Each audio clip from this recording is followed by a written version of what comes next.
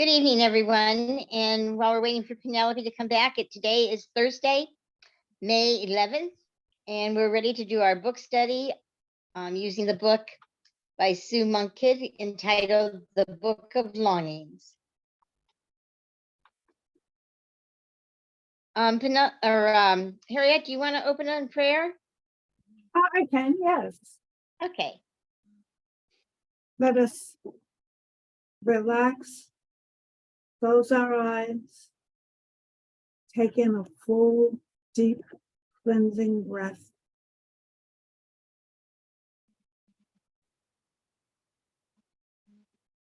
And as we exhale, let go all of the negativity and worries of this day, knowing that we are whole, we are cleansed, we are of the beloved, we are of our Creator. And as we begin our study of the Book of Longings this evening, let us learn from the lessons of Anna and the others in the book. Let us look at the struggles that they have and be grateful for what we have and what we are able to face and deal with on a day-to-day basis. And let us be grateful that we can even come together and discuss these situations that Anna and we face as we go through each day. And with that, I say, and so it is. And so it is. Thank you, Harriet. That was beautiful. You're welcome. Thank you. During the week, a woman by the name of Michelle Smith had gotten in touch with me Mhm. about our book study, and I gave her the information, and I gave her the ID number and the passcode, so she may be joining us Okay. in that. Her name is Michelle Smith. Okay, we're going to go ahead and start, and we're here on page 101. 105 on chapter 27.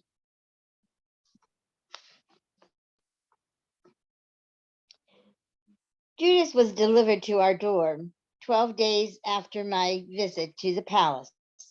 He arrived gaunt and dirty, with a sunken stomach, grime, matted hair,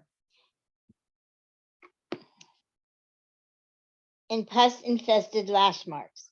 His left eye was swollen into a slit, but his right eye continued a flame that hadn't been there before.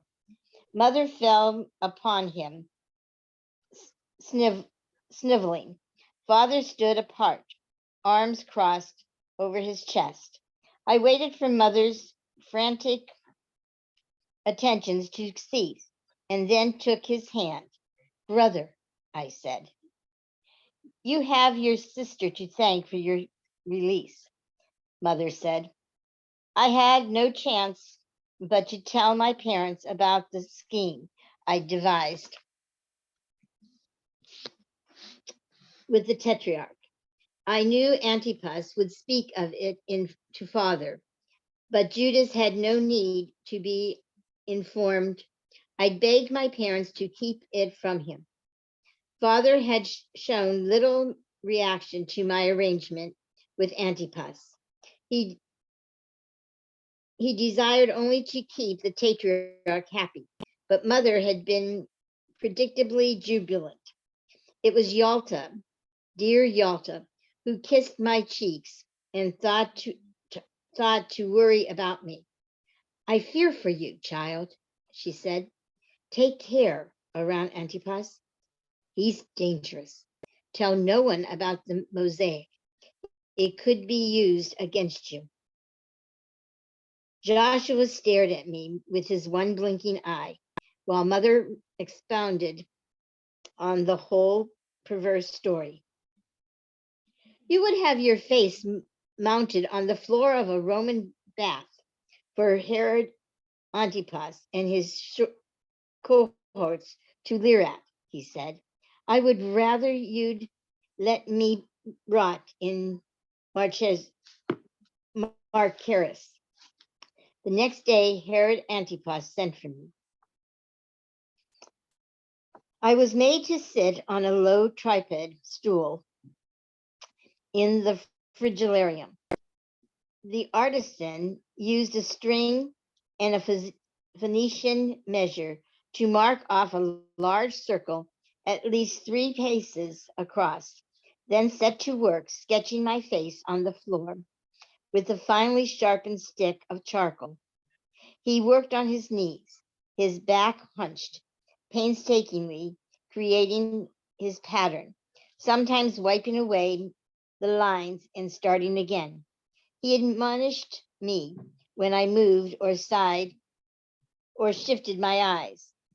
Behind him, his workers hammered discs of glass into even-edged tesseract, red, brown, gold, and white, each one the size of a baby's thumbnail. The artisan was young, but I saw his talent. He filled the borders with braided leaves and here and there a pomegranate. He would sit back and tilt his head to study his work so that his cheek lay nearly on his shoulder. And when he drew my head, it tilted too, but slightly. He sketched a garland of leaves in my hair and dropped pearl earrings at my ears, none of which I was wearing. A chimera of a smile played on my lips. My eyes bore the faint suggestion of something sensual. For 3 days he worked, while I sat, hours and hours, while all around us the endless tap, tap, tapping of mallets. On the 4th day, he sent a servant to inform Herod Antipas the sketch was completed. When the tetrarch arrived to inspect it, the hammering ceased, and the workers shrank against the wall. The artisan, racked with nerves,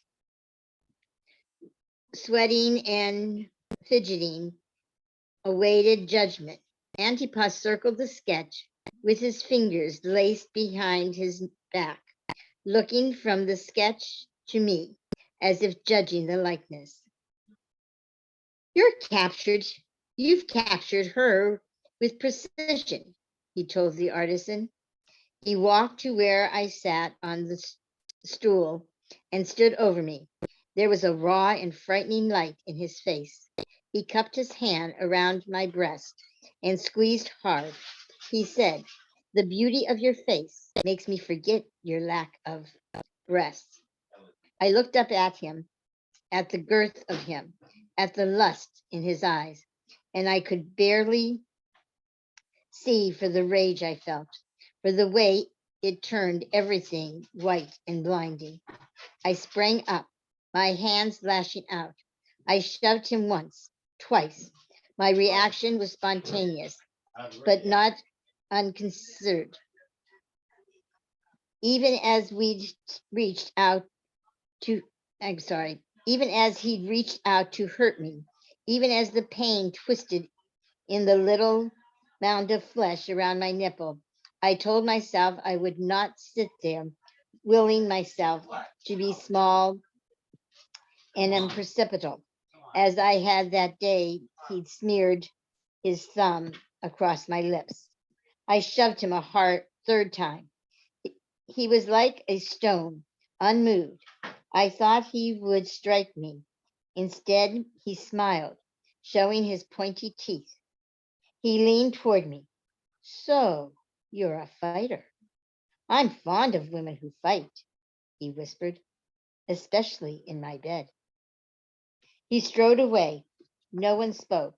And then all at once, the workers let out small gasps and murmurs. With relief, the artisan acknowledged he had no more need of me. Now they would mix the plaster and lay the bright tesserae immortalizing me in a mosaic on which I hoped never to lay eyes.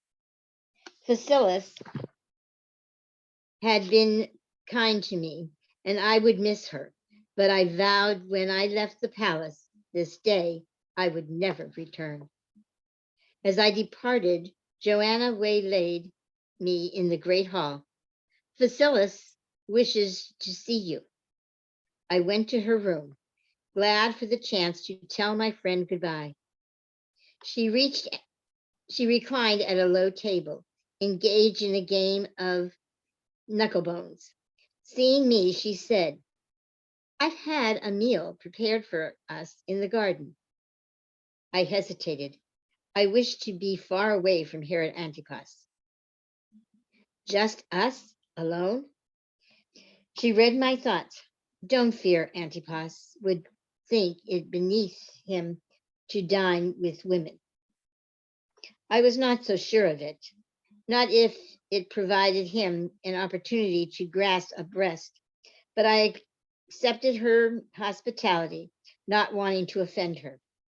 The garden was a portico surrounded by treasure trees, Babylon willows, and juniper bushes, bowed over with pink flowers.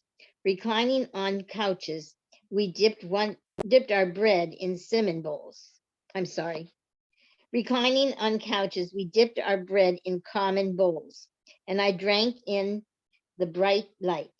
After so many hours in the dark frigidarium, the shock of it raised my spirits.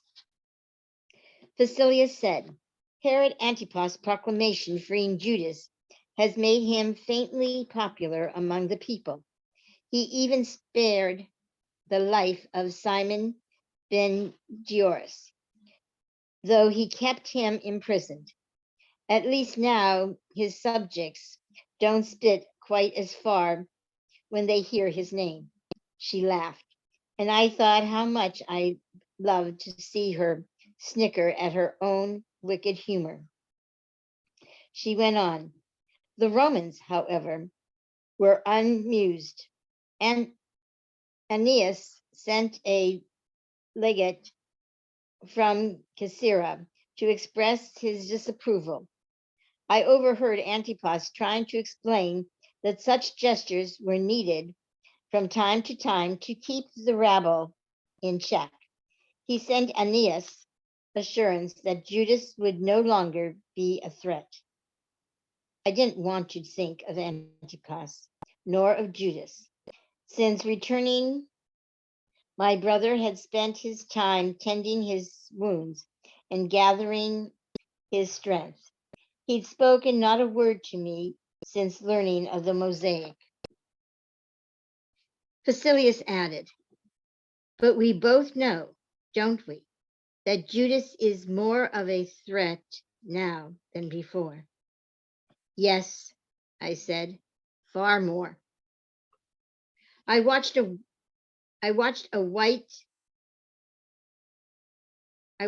white this peck at the ground, and I thought of the white sheet of ivory she'd sent to me, of its bold, exquisite script. Do you remember the invitation you sent inviting me to leave my cage and come to yours? I've never seen a more beautiful tablet. Ah, the ivory leaves. They're the only ones of their kind in all of Galilee. Where did you come upon them? Tibernium sent a parcel of them to Antipas some months ago. I took one of them for myself. And did you write the invitation yourself? Are you surprised that I write? Only at the power of your script. Where did you learn it? When I first arrived in Galilee, I spoke only Arabic, but I couldn't read or write it. I missed my father terribly, despite him sending me away. It was always in my mind to return to him. I set out to learn Greek so I could write to him. It was your father who taught me. My father? The revelation cut through me. Did he teach you also? She asked. No, but he brought me inks and papyrus from time to time. That wounded, that sounded self-pitying and meager. I wanted to believe that teaching her Greek was what had softened father to my own desire to read and write. Why he'd given in to my pleadings, despite mother's disapproval. Why he'd hired Titus as my tutor. But it didn't change the envy that had surfaced from some old deep place. Then, as if we'd conjured him, my father was limping toward us on the portico, his feet dragged as if shackled. His eyes were cast down. Cecilius, too, studied him. Something was wrong. I sat up and waited for what would come. May I speak freely? He asked Cecilius. When she nodded, he eased onto the couch beside me, grunting like an old man. And up close, I saw that it was not only sadness on his face, but a quiet infuriation. He looked plundered, as if he'd lost the thing dearest to him. He said, Nathaniel recovered from the fever, sickness, but it left him weakened. It is my burden to tell you, Anna, he died this day while walking in his date grove. I said nothing. I knew the betrothal was a yoke for you, he continued, but now your condition is worse. You will be treated as a widow. He shook his head. Yours is a stigma we will all bear. In the curve of my ear, I heard the rush of wings. I saw the ibis lift away. Any comments or questions? I just can't imagine the glee that Anna is feeling with this news. Yeah. And how she is controlling herself. She's quite an actress. Really? Oh, man. Okay, we'll continue here. Okay. In the aftermath of Nathaniel's death, I was required to wear a robe the color of ash and go about with bare feet. Mother put dust on my head and fed me the bread of affliction and complained that I did not cry with loud and bitter wails or rend my clothes. I was a 15-year-old widow. I was free, free, free, free. I would not enter the chilpa with despair and dread over what my husband would do to me. The cloth of virginity would not be placed beneath my hips and paraded around afterward for witnesses to inspect. Instead, when the 7 days of mourning ended, I would beg father to let me resume my writing. I would go to the cave and dig up the incantation bowl and the goat skins stuffed with my scrolls. At night, when I lay still in my bed, the knowledge of these things would break over me and I would laugh deep into my pillow. I assured myself the curse I'd written played no part in Nathaniel's dying, but still my jubilation often brought on bouts of guilt. I rebuked myself for rejoicing in his death. I truly did, but I would not have wished him back.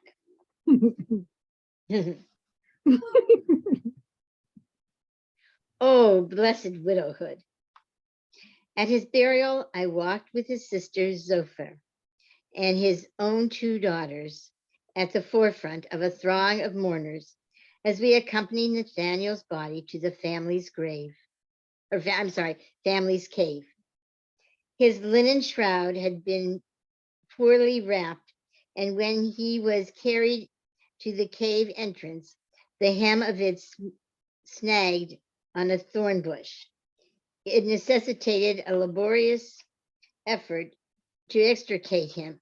It gave the impression of Nathaniel fighting his internment, and it struck me as comical. I pressed my lips to get my I pressed my lips together, but the smile broke through, and I saw Nathaniel's daughter Marta, not much younger than I, glare at me with hatred.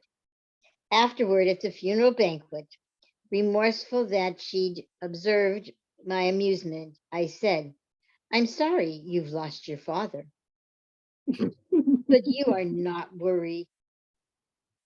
But you are not sorry. You lost your betrothal, she snapped and turned away. I ate the roasted lamb and drank the wine, unconcerned that I'd made an enemy. On the first day of mourning, Mother found a tablet at her door inscribed in Judah's hand. Not able to read it herself, she sought me out and thrust the message at me. What does it say? My eyes flowed over the terse script. I can remain no longer in my father's house.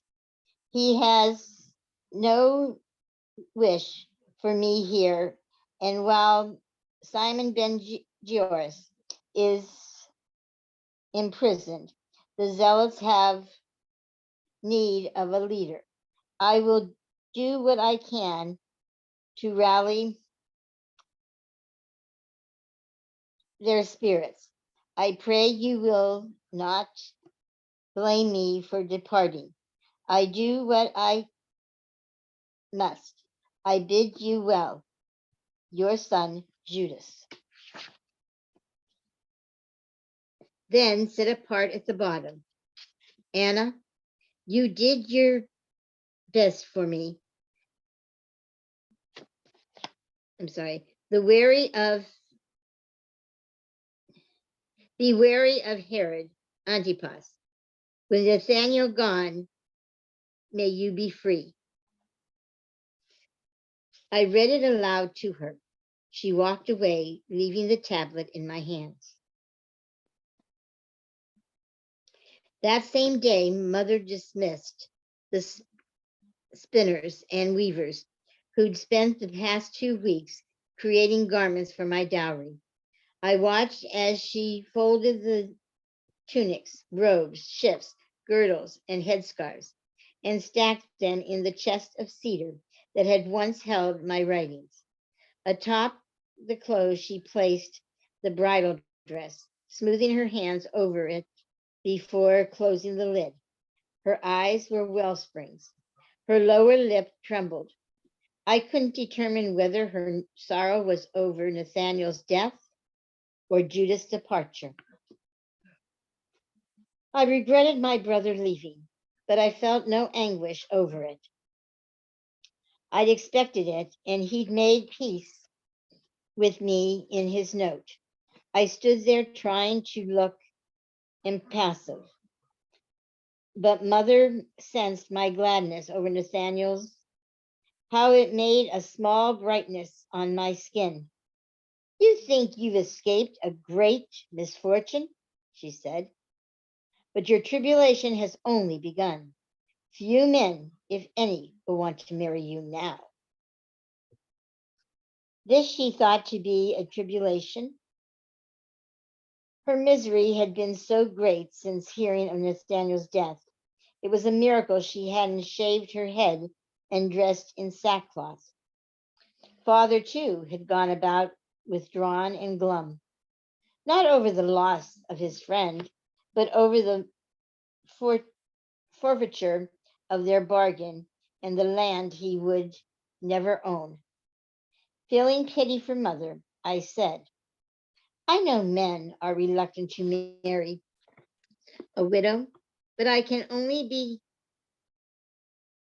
counted as one by the strictest of interpretations. I'm a girl whose betrothal has died, that's all. She was on her knees beside the chest. She got to her feet and lifted one brow, always a poor sign. Even of those girls, men say, do not cook in a pot in which your neighbor has cooked. I think, I'm sorry, I flushed. Nathaniel did not cook in my pot. Last evening at the banquet, Nathaniel's own daughter Marta was heard to say you'd lain with her father in his house.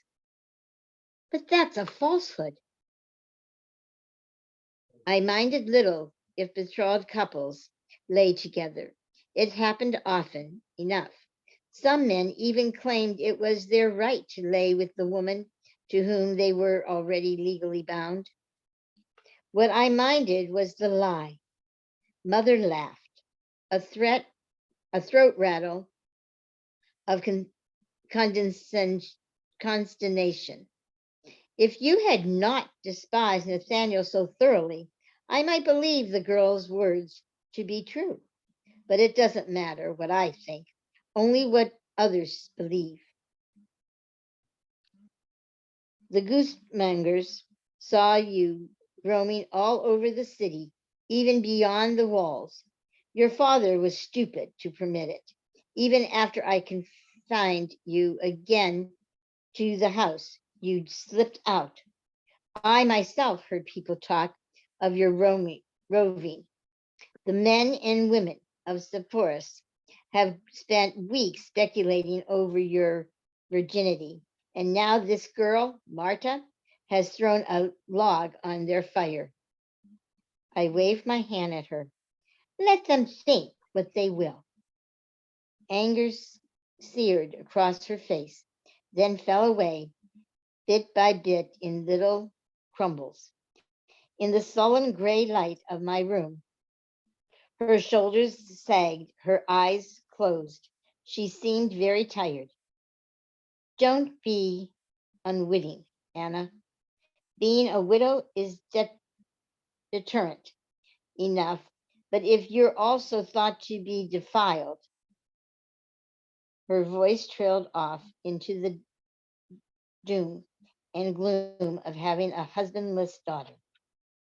I thought of Jesus then, that day in the cave, rain-soaked hair, the crook of his grin, the ragged portion of bread he offered, the things he said while the storm raged.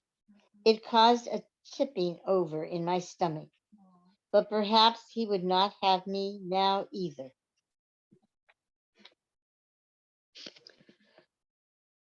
Husbands may be loathsome creatures, she was saying, but they're necessary. Without their protection, women are easily mistreated. Widows can even be cast out. The young ones resort to harlotry, the old ones to beggary. Like Sophocles, my mother was capable of tragic sweeps of imagination. Father will not cast me out, I told her. He takes care of Yalta, who's a widow. Do you think he would not take care of me, his daughter? He won't always be here. He, too, will die. And what will happen to you then? You cannot inherit. If father dies, you will be a widow as well. Who will care for you? You cannot inherit either. She sighed. My care will fall to Judas. And you think he would not provide for me or for Yalta? I don't think he will be able to provide for any of us, she answered. He does nothing but seek trouble. Who can say what means Judas will have? Your fool of a father has disclaimed him. He went so far as to write his disownment into a contract. Now, on his death, this house and everything in it will go to his brother Haran. It took a moment to grasp the magnitude of what she was saying. Haran had cast out Yalta once. He wouldn't hesitate to cast her out again, along with me and mother. A wave of fear passed through me. Our lives and fates left to men. This world, this God-forsaken world. From the corner of my eye, I saw Yalta standing in the doorway. Had she heard? Mother spied her as well and left us. As my aunt stepped inside, I took a mocking tone. I didn't wish her to see how mother's words had disturbed me. It seems the entire populace has picked over the state of my virginity like a flock of scavengers and has determined its missing. I've become a mamzer. Mamzers were of all varieties: bastards, harlots, adulterers, fornicators, thieves, necromaniacs, beggars, lepers, divorced women, cast out widows, the unclean, the destitute, those possessed of devils, Gentiles, all of them shunned accordingly. Yalta wove her fingers through mine. I've been without a husband for many years. I will not mislead you, child. You will have seen further on the outskirts now. I've spent my life there. I know the uncertainty Hadar spoke about. And now that Haran will inherit the house, our fates are threatened even more.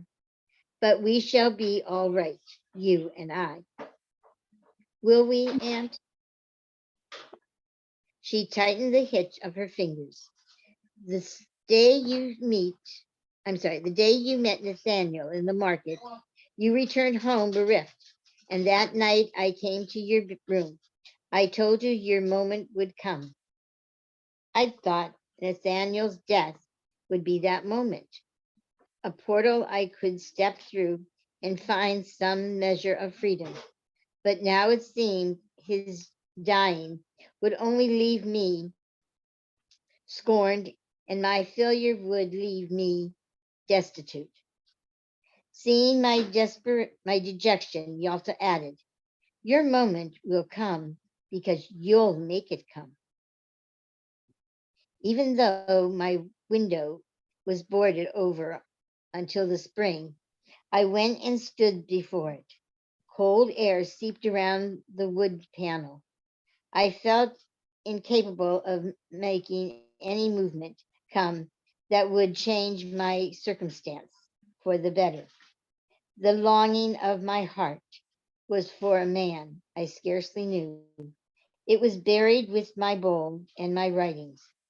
God, too, was hidden from me now. Behind me, Yalta spoke. I told you how I came to be rid of my husband, Rubel, but now how I came to marry him. We went to sit among the bedpillows, which only a short time ago had been plump with my laughter. Settling herself, she said, "On the 15th of Ab, the Jewish girls in Alexandria, the ones who were not yet betrothed, the ones with little appeal, went into the vineyard during the grape harvest and danced for the men in need of brides. We went late in the day before the sunset, all of us wearing white dresses and bells sewn on our sandals, and the men would be there waiting. You should have seen us. We were scared, clinging to one another's hands. We carried drums and danced in a single line that moved like a serpent through the vines. She paused in the telling, and I could see it clearly. The sky singed red, the girls twittering with apprehension, the sway of white dresses, the long serpentine dance. As she resumed her story, her eyes seemed to darken at the edges. I danced each year for 3 years until finally someone chose me, Rubel. I wanted to cry, not for myself, but for her. How would a girl know she was chosen? The man would come and ask her name. Sometimes he would go to her father that very night and the contract would be drawn. Could she refuse? Yes, but it was rare. She would not risk displeasing her father. You didn't refuse, I said. This both captivated, and dismayed me. How different her life might have been. No, I didn't refuse. I didn't have the courage. She smiled at me. We make our moments, Anna, or we do not. Later, alone in my room, the house deep in slumber, I removed the white marriage dress from the chest, and with the nipping knife, I cut the hem and the sleeves into long tatters. I slipped it on and crept from the house. The air caused cold sentinels of flesh to rise on my arms. I mourned, I'm sorry, I mounted the ladder to the roof and climbed like a night vine. The shreds of my dress fluttered. A small wind stirred the dark, and I thought of Sophia, the very breath of God in the world. And I whispered to her, come, lodge in me, and I will love you with all my heart and mind and soul. Then on the roof, as close to the sky as I could get, I danced. My body was a reed pen. It spoke the words I couldn't write. I danced not for men to choose me, nor for God. I danced for Sophia. I danced for myself. Any comments, questions, insights? Um, no, I don't think so.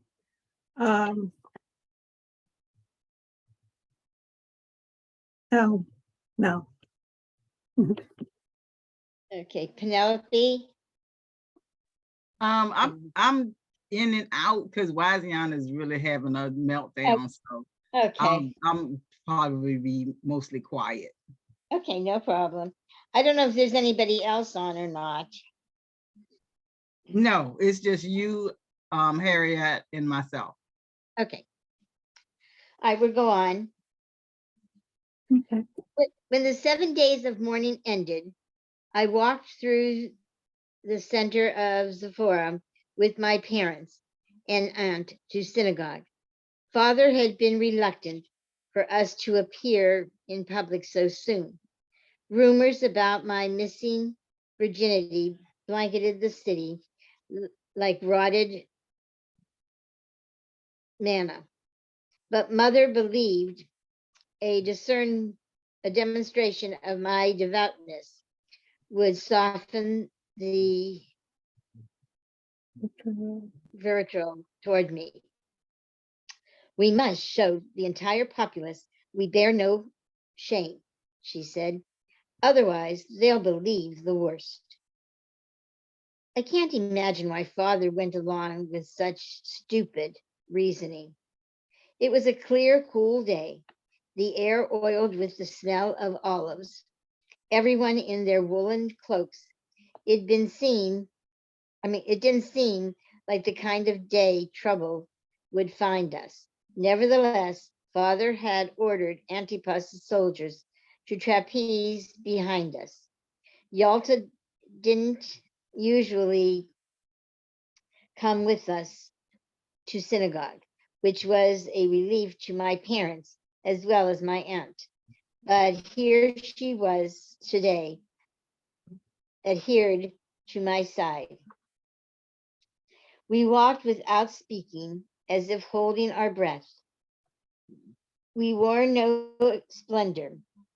Even mother was clad in her simplest dress.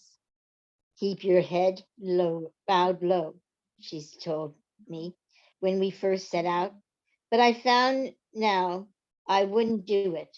I walked with my chin lifted and my shoulders back.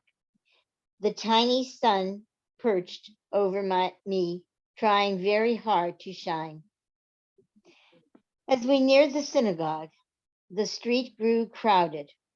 Spotting our subdued little entourage, and then me in particular, the people halted their progress, clumped together, and stared. A swell of muttering rose up. Yalta leaned close to me. Fear nothing, she said. She's the one who laughed at the death of her betrothed, Nathaniel Hania, someone shouted. Then another voice that sounded vaguely familiar cried, Harlot! We kept walking. I kept my eyes straight ahead, as if not hearing. Fear nothing. She is possessed by devils. She is a fornicator. The soldier waded into the crowd, scattering it. But like some dark, slippery creature, it reformed on the other side of the street. People spit as I passed. I smelled the Sharn streaming off my parents. I'm sorry. I smell the shame screaming off of my parents. Yalta took my hand as the familiar voice came again. The girl is a harlot. This time I turned and found the accuser, the rounded, bulbous face, Tabitha's mother. I waited 3 weeks before approaching father. I was patient and sly. I continued to wear my grim gray dress, though it was no longer required. And when father was about, I made myself downcast and dutiful. I rubbed my eyes with bitter herbs, a speck of horseradish or tanny, turning them red, rimmed and watery. I poured oil on my feet while swearing my purity and bemoaning the stigma brought upon my family. I served him honeyed fruit. I called him blessed. Finally, on a day father appeared amicable. At an hour mother was nowhere near. I knelt before him. I will understand if you refuse me, father, but I beg you to let me return to my writing and my studies while I wait and hope for another betrothal. I only wish to keep occupied, as I'm not consumed with dismay at the end state I'm in, at the sad state I'm in. He smiled, pleased with my humility. I'll grant you 2 hours each morning to read and write, but no more. The rest of the day you will do as your mother wishes. As I bent to kiss his foot, I drew back and wrinkled my nose at the smell of his freshly made sandal. It caused him to laugh. He placed his hand on my head, and I saw that he felt at least something for me, something between pity and affection. He said, I will bring you some clean papyri from the palace. I removed my morning dress, immersed myself in the mikvah, and donned a tunic without pattern or dye and an old tanned coat. I wove a single white ribbon into my braid and covered my head with a scarf that was once as blue as the sky, but now washed of its color. It was shortly past daybreak when I set out to the cave, slipping through the back gate with dingy tool, a small digging tool, and a large pouch strapped to my back, containing bread, cheese, and dates. I determined not to be without my writings and my bowl any longer. I would hide them in Lavi's quarters if I must, but I would have them near me, and surely soon I could blend them among the new scrolls. I would write, and my parents would not suspect. I'd save them from being burned.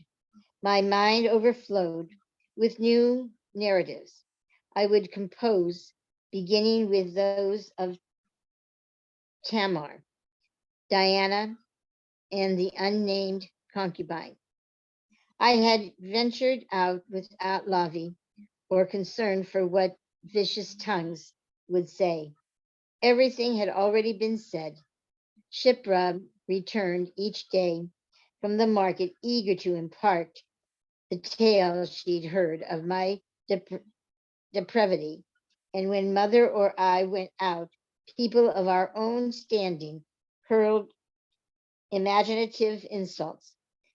The kinder ones merely turned away from us on the street.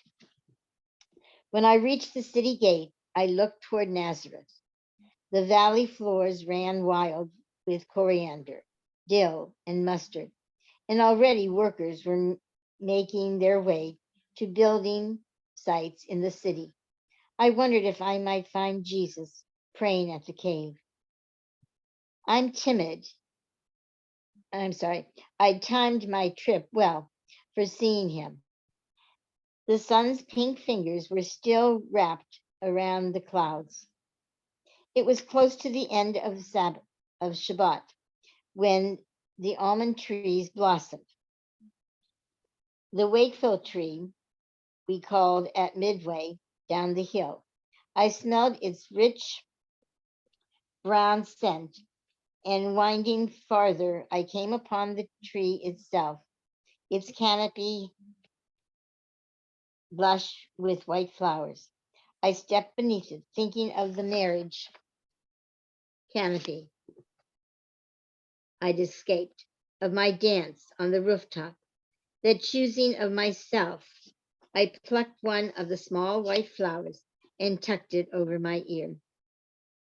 Jesus stood at the cave entrance with his fringed cloak pulled over his head and his arms lifted in prayer. Drawing nearer, I placed my tool and pouch on a rock and waited. My heart pounded.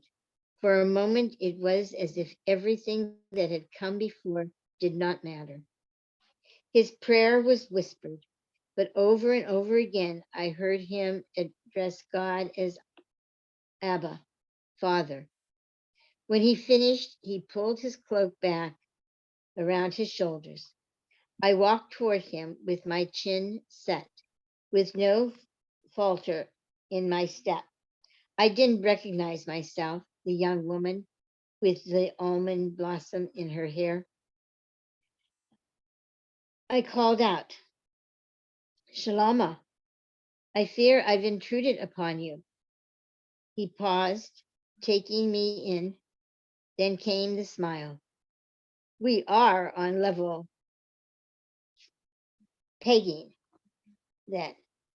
When we met before, I was the one who intruded on you. I feared he might leave. There was no rain to detain him this time. A little intoxicated by my audacity, I said, please be kind enough to share my meal. I don't wish to eat alone. Last time he proved to be a man who interpreted the law liberally, open minded, almost interacting with women and Gentiles, but on unbetrothed men and women alone on a hillside without a chaperone was a forbidding manner. The Pharisees, those who prayed loudly only to be heard and wore phylacteries twice as large as normal, would think it a reason to throw stones at us. Even those less pious might say such a meeting bound the man to ask the girl's father for a betrothal contract. I watched him waver for several moments before he accepted. We sat in a puddle of sunlight near the cave mouth and broke bread, wrapping it almost wrapping it about small hunks of cheese. We nibbled the dates and spit the pits and talked haltingly of small, heedless things. Throughout, he lifted his hand to shield his face from the glare and glanced towards the path through the balsam grove. When a long and awful silence fell over us, I made up my mind I would speak as I wished to speak, say what I wanted to say. You call God Father? I asked, referring to God in that way. Was not unheard of, but it was unusual. After pausing, perhaps out of surprise, he said, the practice is new to me. When my father died, I felt his absence like a wounded, like a wound. One night in my grief, I heard God say to me, I will be your father now. God speaks to you? He stifled a grin. Only in my thoughts. I've just observed my own time of mourning, I said. My betrothed died 5 weeks ago. I refused to lower my eyes, but I kept the gladness from reaching them. I'm sorry, he said. Am I right to think he was the rich man in the market? Yes, Nathaniel ben Hananiah. I was made to go to the market that day by my parents. It was the first time I'd ever seen Nathaniel. You must have witnessed my revulsion for him. I regret I showed no subtlety, but a betrothal to him felt like dying. I was given no choice.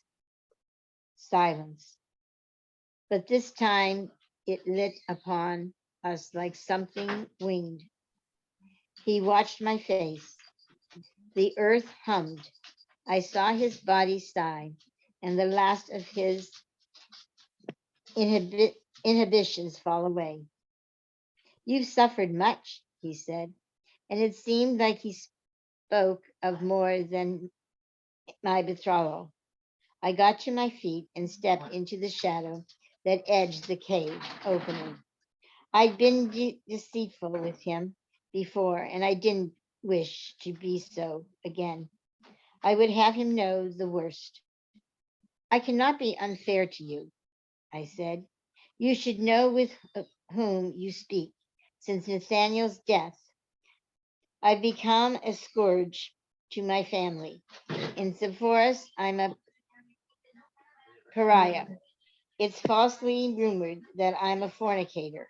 And because I'm the daughter of Herod Antipas, chief scribe and counselor, it has become a grand and notorious scandal. When I leave our house, people cross the road to avoid me. They spit at my feet. They shout, harlot.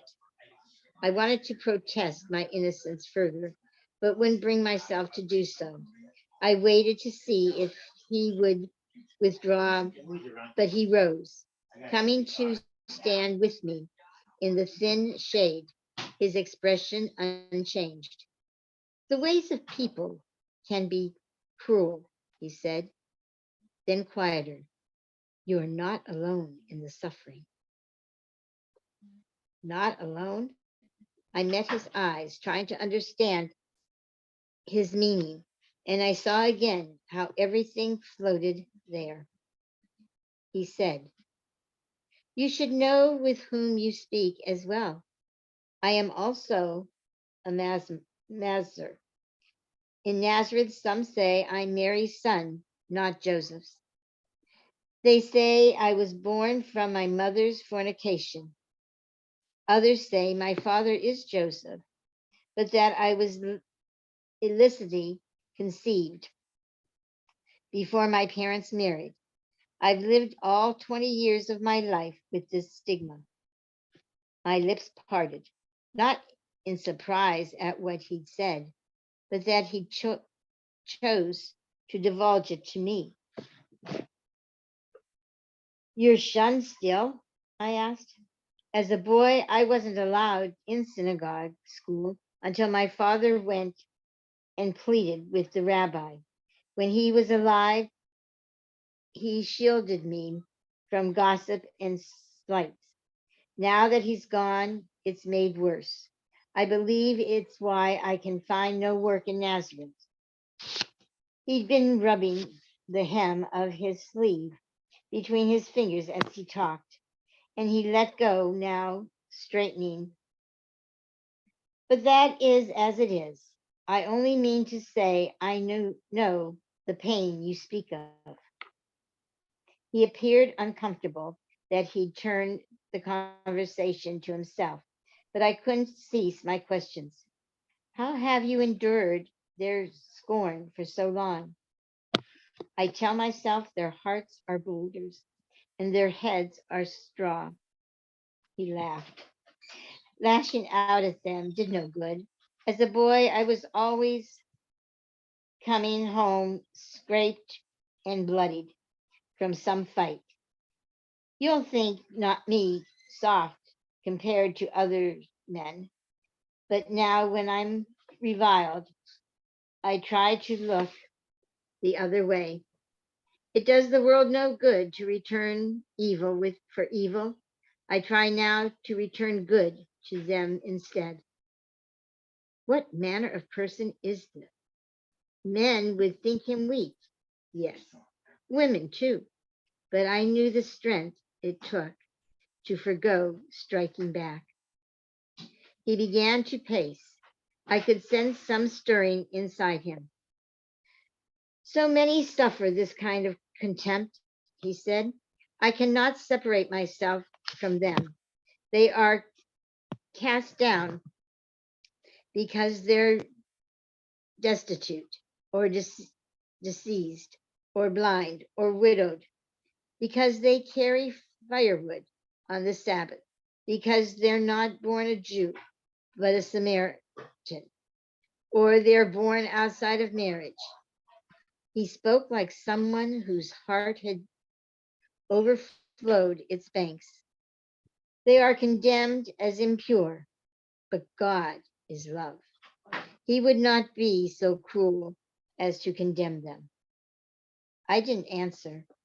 I think he was struggling to understand why God, his new father, did not plead more instantly with him people to take these outcasts in, just as Jesus' father Joseph had pled with the rabbi to let him into synagogue school.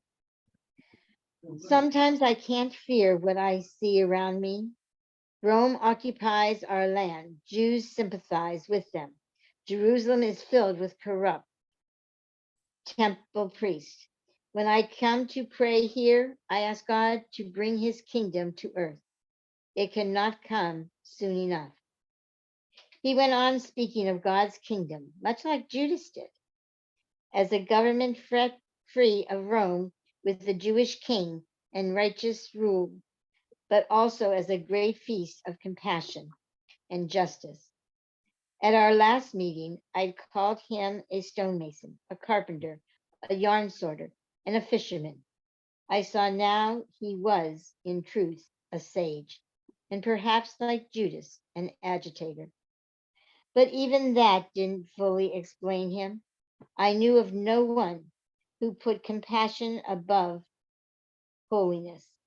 Our religion might preach love, but it was based on purity. God was holy and pure. Therefore, we must be holy and pure. But here was a poor mamzer saying God is love. Therefore, we must be love. I said, you speak as if God's kingdom is not just a place on earth, but a place inside us. So I believe. Then does God live in the temple in Jerusalem or in the kingdom inside us? Can he not live in both? He asked. I felt a sudden blazing up inside and threw my arms open. Can he not live everywhere? His laughter resounded off the cave walls, but his smile lingered on me. I think for you, too, God cannot be contained. Having grown chilled in the shade, I went to sit on a rock in the sun, thinking of the endless debates I'd held in my head about God. I'd been taught God was a figure similar to humans, only vastly more powerful, which failed to comfort me because people could be so utterly disappointing. It reassured me suddenly to think of God not as a person like ourselves, but as an essence that lived everywhere. God could be love as Jesus believed. For me, he would be, I am who I am, the beingness in one in our midst. Jesus gazed towards the sky as if to judge the hour. And in the hush of that moment, in my exaltation of being near him, of conversing with him about divine immensities, I said, why should we contain God any longer in our poor and narrow conceptions, which are and so often no more than grandiose reflections of ourselves? Let us set him free. His laugh rose and fell and rose again, and I told myself I could love him for that alone. I would like to hear further how we might set God free, he said. But I must be on my way. I work now at the amphitheater. No longer in the quarry? No, I'm glad to be in the open air. I use stones into blocks that will serve as seats. Perhaps one day you'll attend the theater and sit on a stone I myself have chiseled and fitted. We found our likeness, our bond. But his words, though meant kindly, reminded me of how we were divided. He was the one who hewed the stone. I was the one who sat on it. I watched him fasten his tool belt. He hadn't asked me why I'd come here. Perhaps he thought it would be prying, or he assumed I was simply walking in the hills, as I'd claimed before. But I wished now to tell him nothing hidden. I'm a scribe, I said. The audacity of the claim momentarily stalled my breath. Since I was 8, my father has allowed me to study and write. But when I was betrothed, the privilege was taken from me and my scrolls were burned. I salvaged what I could of them and buried them in this cave. I came this morning to dig them up. I could tell you were different from other women. It wasn't every it wasn't very difficult. He looked back at my digging tool, balanced on the rock. I'll help you. No, I said quickly. I wanted to do it alone. I wasn't ready for him to see my writings. my bowl or the curse I'd written. You mustn't tarry. I'll dig them up myself. I spoke of them because I wished you to know and understand me. He offered me a parting smile and strode off toward the balsams. Finding the spot where my treasures were buried, I drove the tool into the hard packed dirt. Any comment? Um, I found this, it just kind of reminded me of something that I read earlier today. A friend of mine who posts, I guess what you would call his daily advice. And let me see now how I can phrase this. He says what he was comparing was somebody who's naked to true nakedness. And how he explained it is it was a scenario with a man and a woman.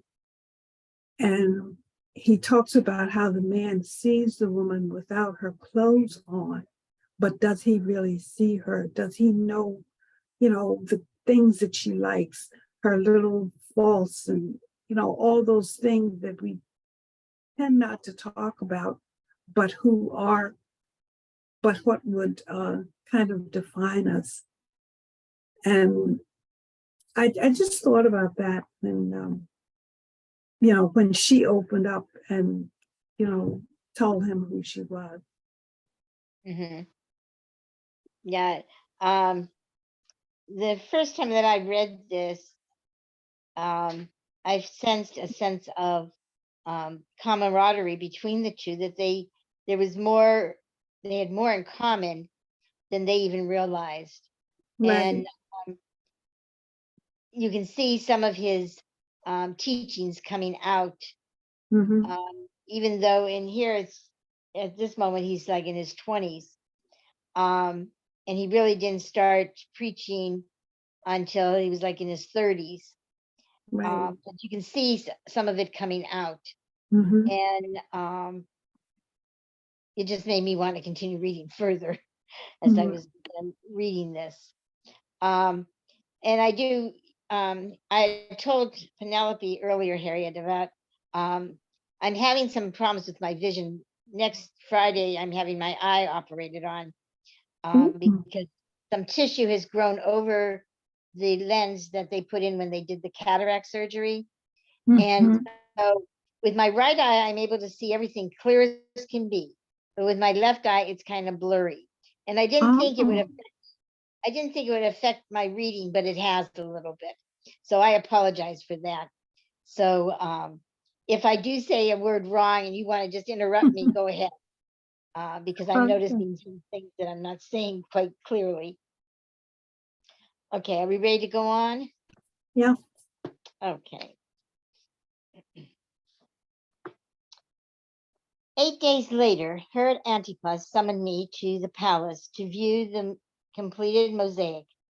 I'd sworn never to return and begged to be excused.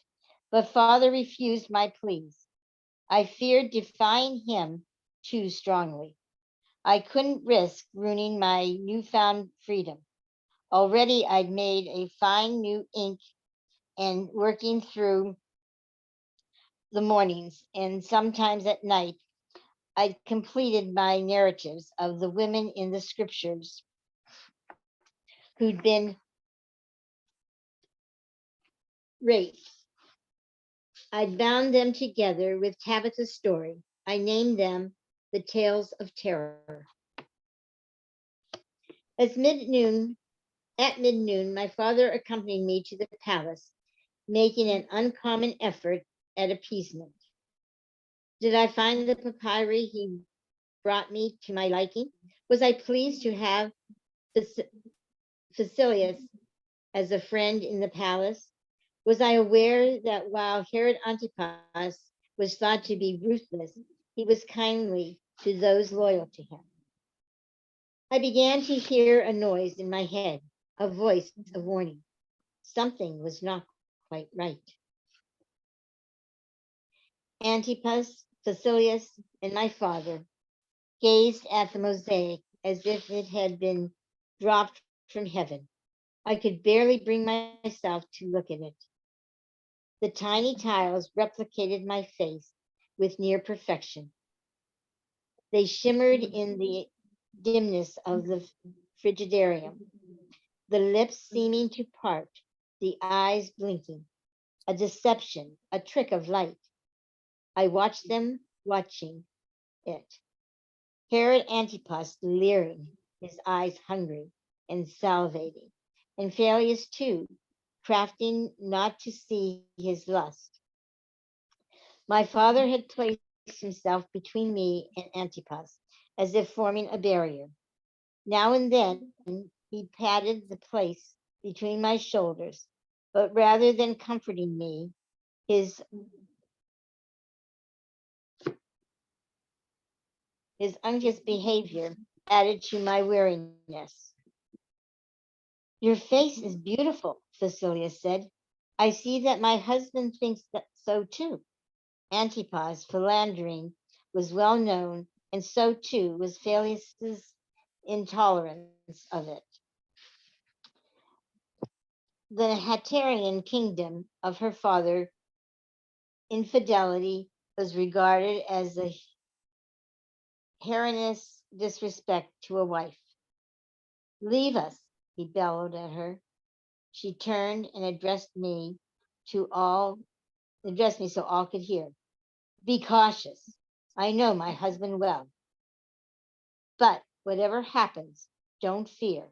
We shall still be friends. He shouted again, leave us. She walked out slowly, as if departing was her idea. I wanted to rush after her. Take me with you. Something treacherous had slipped into my room. I felt it on the back of my neck. Antipas took my hand. Resisting my tug to pull it away, he said, I would have you for my concubine. I jerked my hand from him and stepped backward until the back of my knees collided with the stone bench that encircled the wall. I sank onto it. Concubine.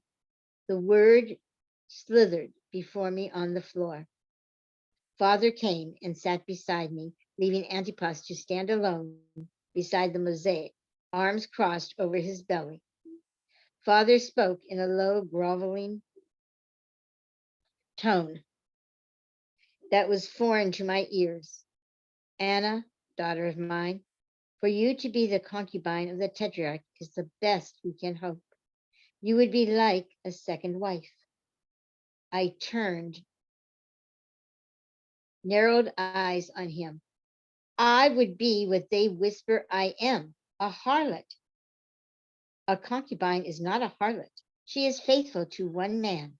She differs from a wife only in the status of her children.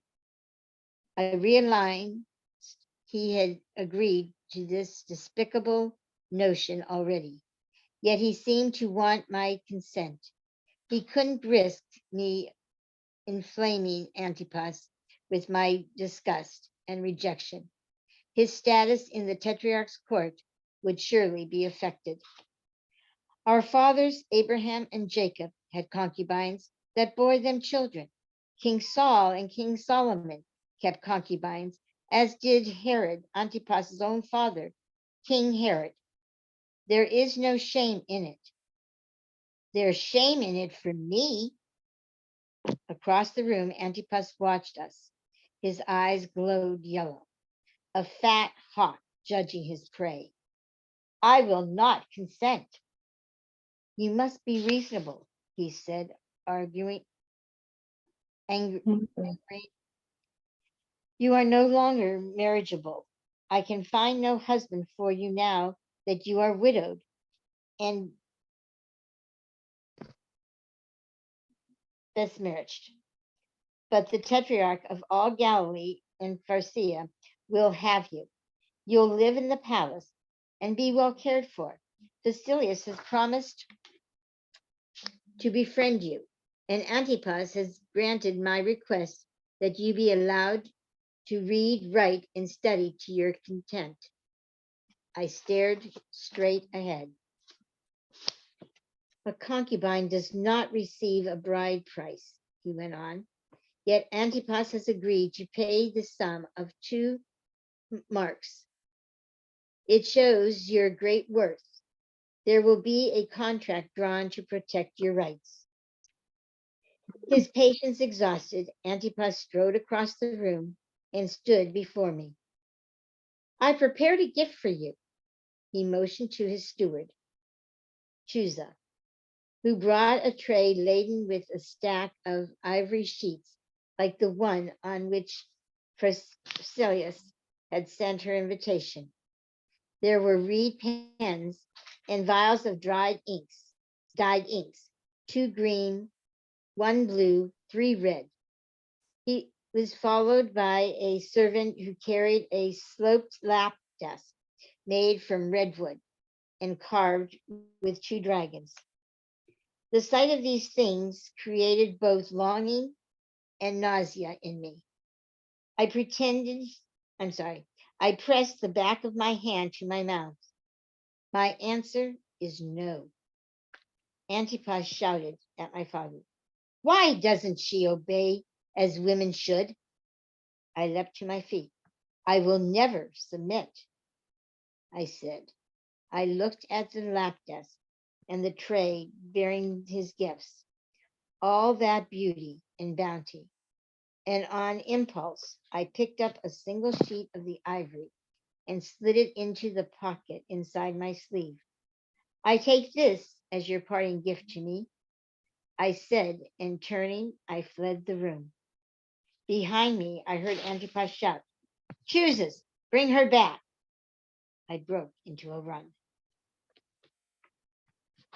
Um, Go on. a comment.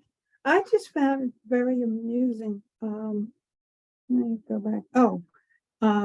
The last sentence in the where that begins with a concubine does not receive a bride price. Uh-huh. There will be a contract drawn to protect your rights. I just found that so contradictory, especially, looking at society at the time. What rights did a woman have? None. None, right. Right. He just wanted to get into her. I know. And was out to bribe her, thinking that, she's just a 15-year-old. What does she know? Right, easy, right. So, excuse me, just 1 minute here. My dog is trying to get in, so just hang on a second. Okay.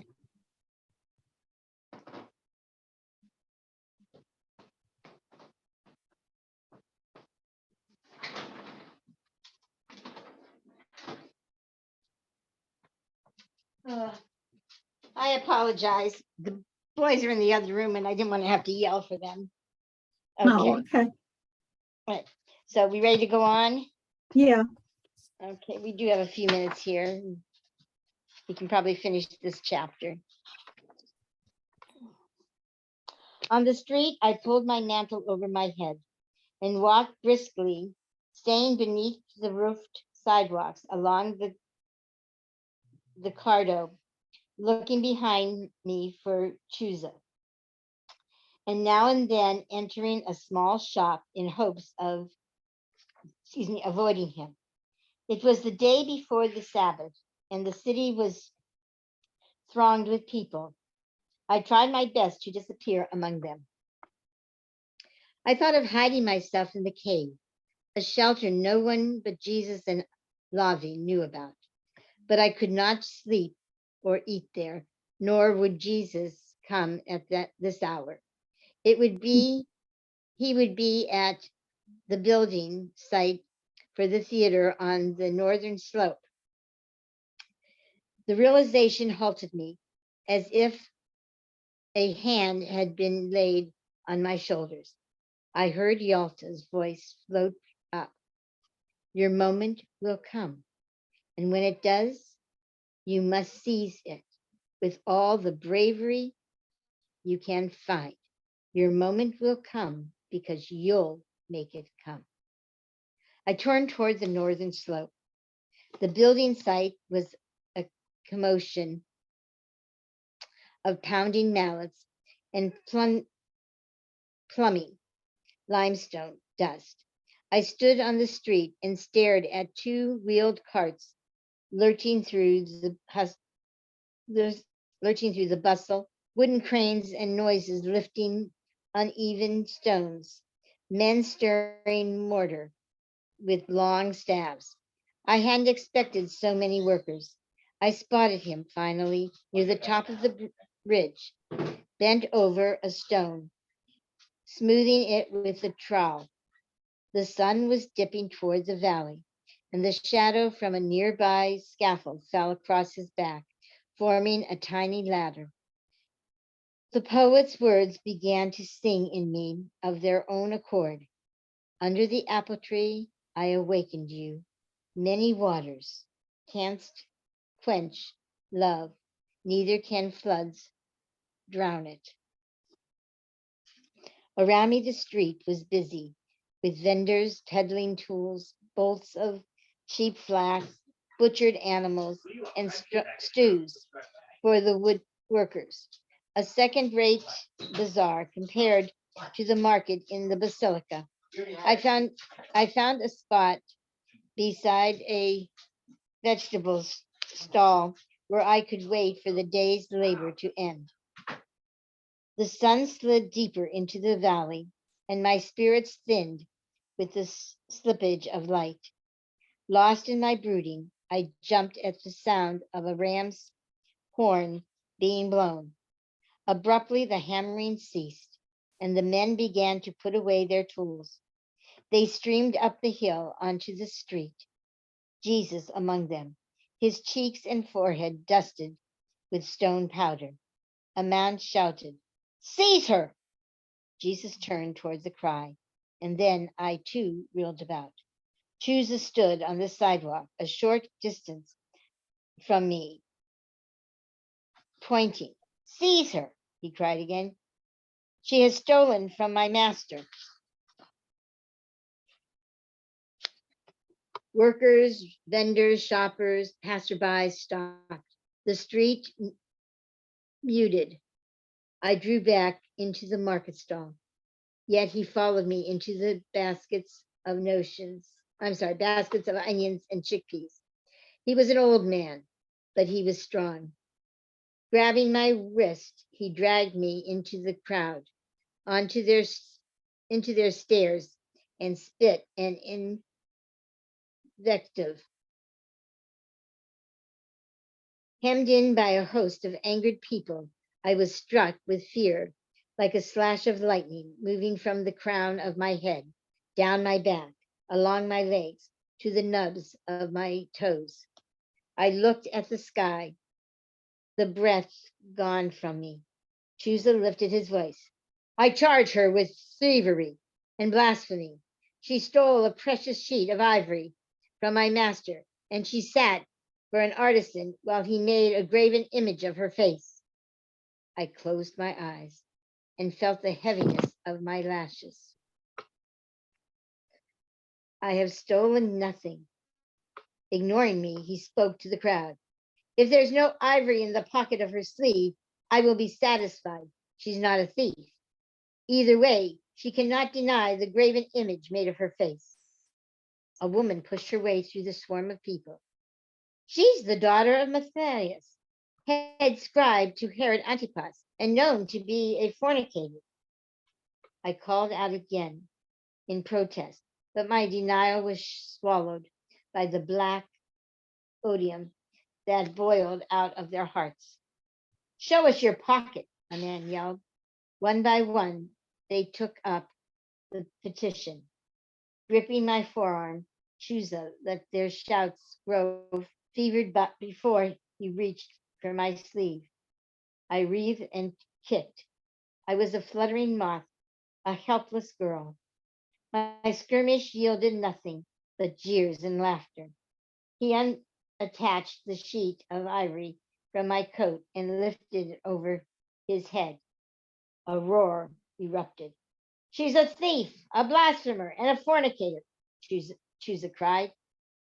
What would you do with her? Stone her, someone cried. The chant began, the dark prayer. Stone her, stone her. I shut my eyes against the dazzling blur of anger. Their hearts are boulders, and their are heads are straw. They seem to be not a multitude of persons, but a single creature, a behemoth feeding off their combined fury. They would stone me for all the wrongs ever done to them. They would stone me for God. Most often, victims were dragged to a cliff outside the city and thrown off before being pelted, which lessened the laborious effort of having to throw so many stones. It was in some way more merciful, at least quicker, but I saw I would not be accorded that liaisons. Men and women and children plucked stones from the ground. These stones, God's most bountiful gift to Galilee. Some rushed in to the building site, where the stones were larger and more deadly. I heard the sizzle of a rock fly over my head and fall behind me. Then the commotion had noise slowed, elongating, receding to some distant pinnacle. And in that strange slackening of time, I no longer cared to fight. I felt myself bending to my fare. I ached for the lift I would never live. I'm sorry. I ached for the life I would never live, but I yearned even more to escape it. I sank onto the ground, making myself as small as I could, my arms and legs tucked beneath my chest and belly, my forehead pressed to the ground. I fashioned myself into a walnut shell. I would be broken apart, and God could have the meat. A stone struck my hips in a sunburst of pain. Another fell beside my ear. I heard the stump of sandals running toward me, then a voice glittering with indignation. Cease your violence. Would you stone her on the word of this man? The mob quieted, and I dared to raise my head. Jesus stood before them, his back to me. I stared at the bones in his shoulders, the way his hands were drawn into fists, how he planted himself between me and the stones. Chusa, though, was more than fox. Chusa, though, was more fox than father, more jackal than Antipas. He diverted the rabble from Jesus's question. She had the ivory. You see it for yourself. I felt life returning to me. I did not steal it. It was a gift, I explained, getting to my feet. Jesus' voice boomed. I asked you again, who is this accuser whose word you take so easily? When no one spoke, Jesus shouted even louder. Answer me! Knowing that anyone acclaimed with associated with Herod Antipas would be suspect to them, I called out, he is Chusa, the steward of Herod Antipas, which brought an eruption of mutterings. Someone shouted at Chusa, are you Herod Antipas Sycophant? Do not ask who I am, Chusa cried. Ask who this man is. Who is he to speak for her? He has no standing here. Only her father, husband, or brother can speak for her. Is he one of these? Jesus turned and looked at me. and I saw his anger in the set of his jaw. I am Jesus ben Joseph, he said, turning back to them. I am neither father, brother, nor husband to her, but I will soon be her betrothed. I can testify she is no thief, or blasphemer, or fornicator. My heart caught. I looked at him in confusion and strained to understand if what he'd just declared was his true intention, or a shrewd means to save me. I could not tell. I remembered him in the cave, how he'd shared my breakfast, how he'd come to stand beside me when I poured out my shame, all that we made known to each other. There was a lull as the crowd deliberated whether to believe Jesus' witness over Chusa. Jesus was one of them, and he'd pledged himself to be my upholder. Chusa was the minion of their despised tetrarch. The crowd's ferocity was draining away. I could feel it leaving, yet they went on standing there, glaring, clutching stones in their fists. Jesus lifted out his palms to them. Let the one who is without sin cast the nearest stone, cast the next stone. A moment passed, a tiny lifetime. I listened to the sound of dropping stones. They were like mountains moving.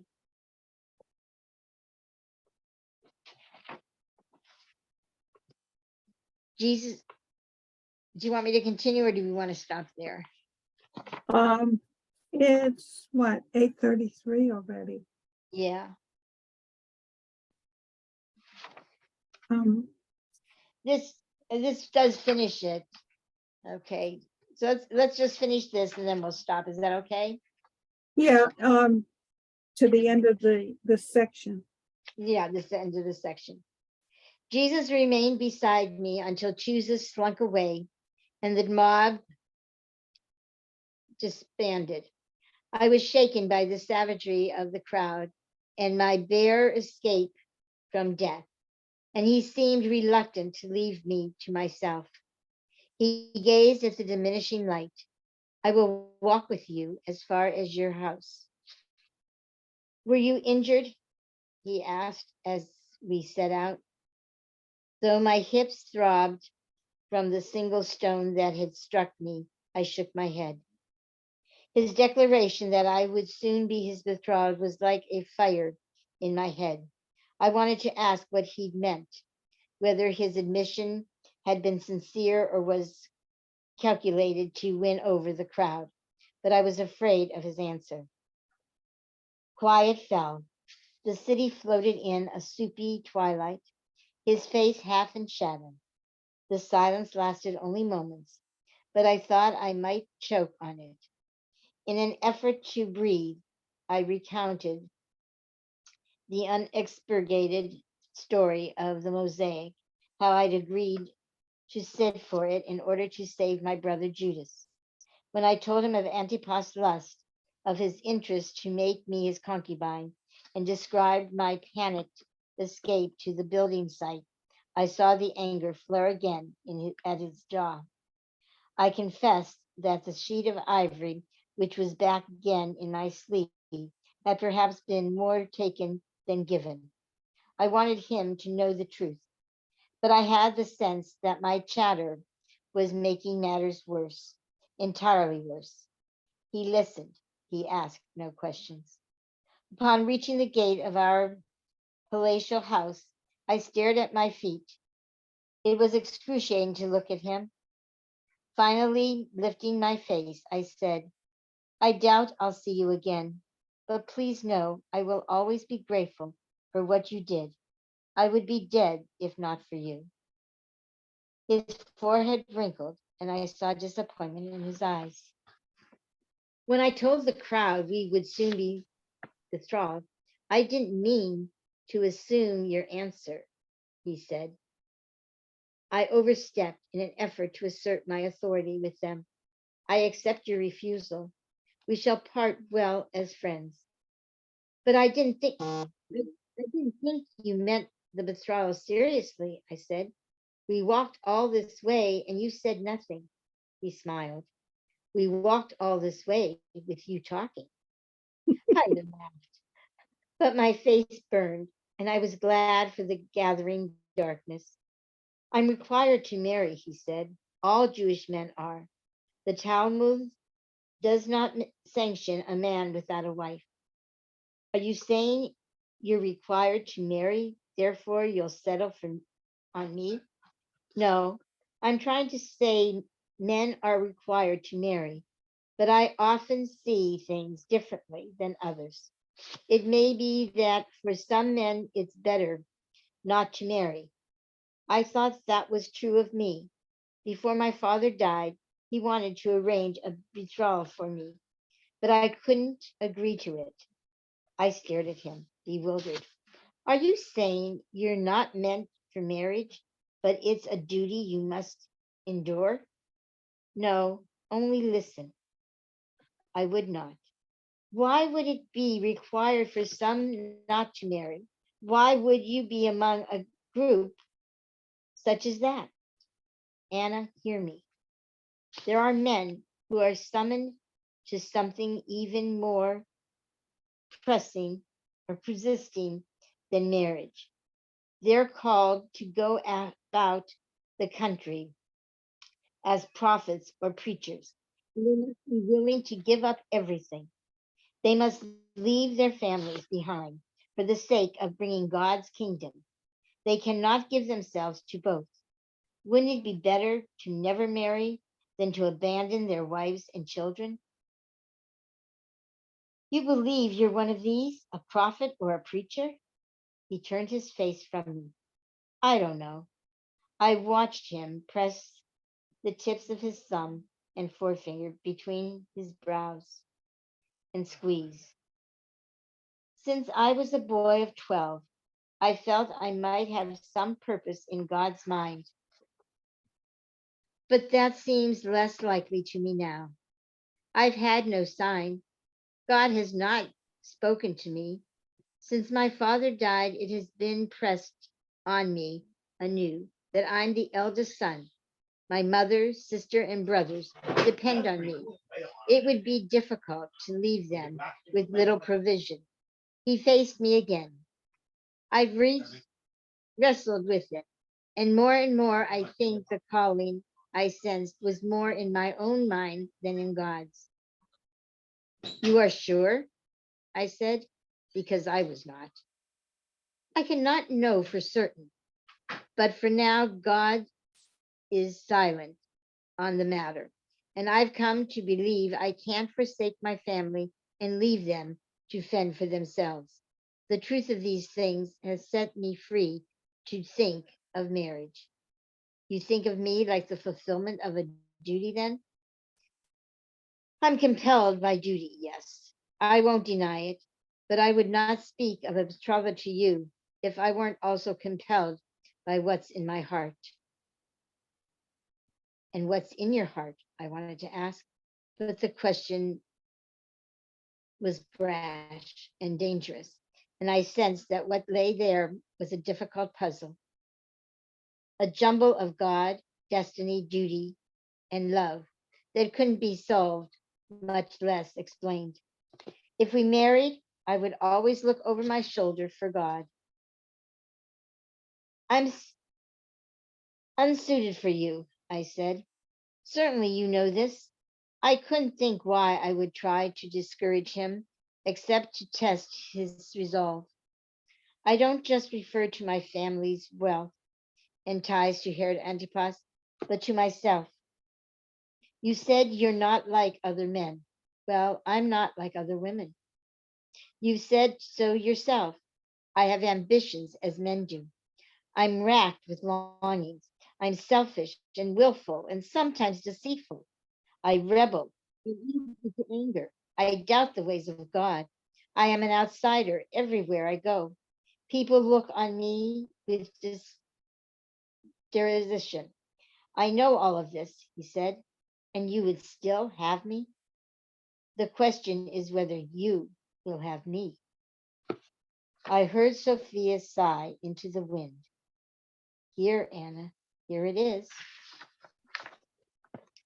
And despite all this, Jesus had said all his provocation and provision, the most curious feeling came over me that I was always meant to arrive at this moment.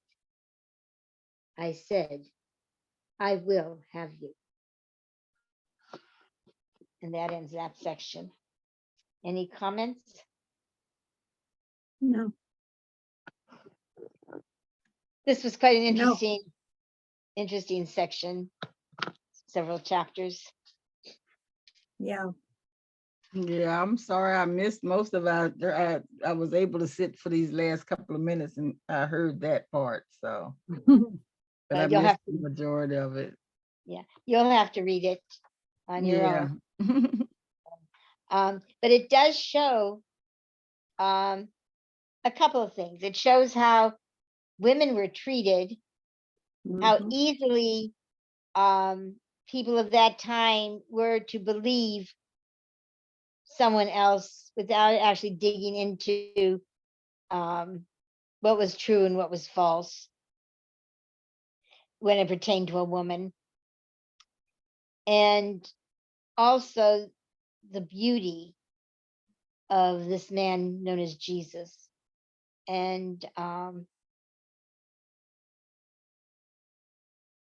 how his teachings were to turn the cheek, so to speak, Mhm. and to be love. Right. And also, I just find it interesting that it's almost like he's rehearsing for his ministry in this whole scenario. Uh-huh. He's preparing for his ministry, I guess is a better way of putting it. Yeah. Yeah. It's almost when she mentions her brother Judas, you almost makes you kind of wonder if by her mentioning that might not sit on his mind that, oh, here is someone that I can work with Mhm.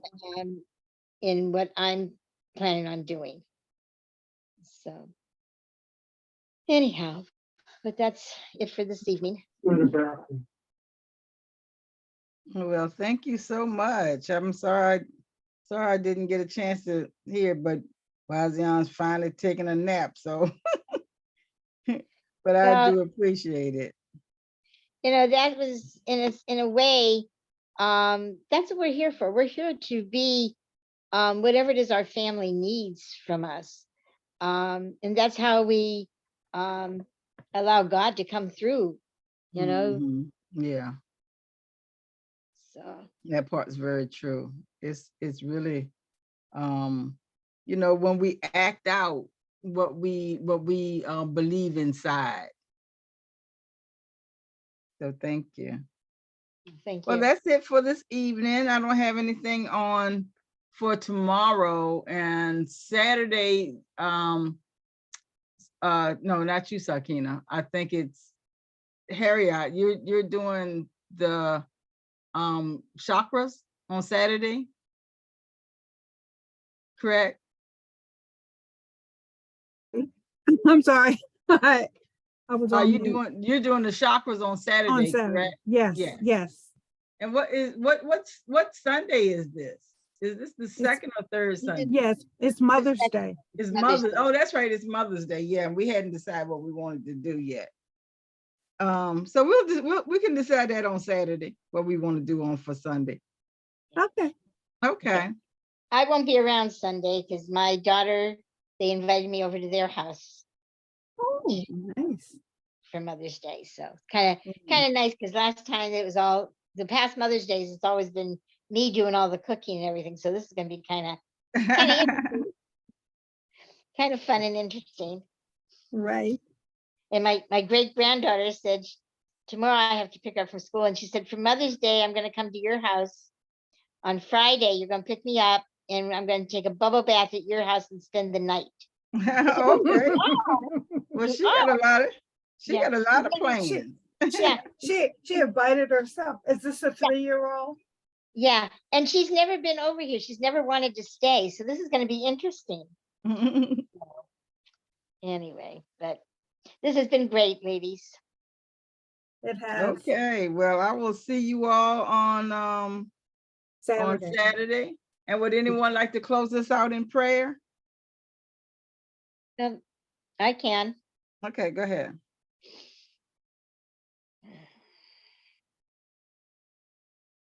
As we sit and become still, opening our hearts and our minds, we give thanks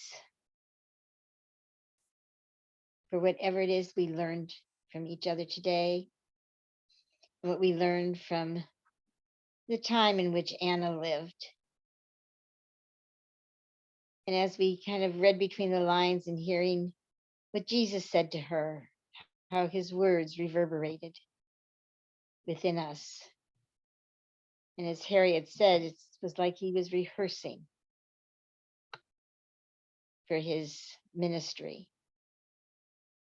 And may we continue to carry that ministry. And however we are guided, whether it be to help each other, help ourselves, help our family, help the children that are entrusted to us, or even helping a fellow man or woman, child, that we may see, a total stranger. Let us remember that we are the divine presence of God, living to the best of our ability as light, love, truth, and peace. We let it be so, and so it is. That was beautiful. Thank you. That was very Thank beautiful. you. Okay, see you all soon. Love you. Love you too. Be well and blessed. Bye. Bye-bye.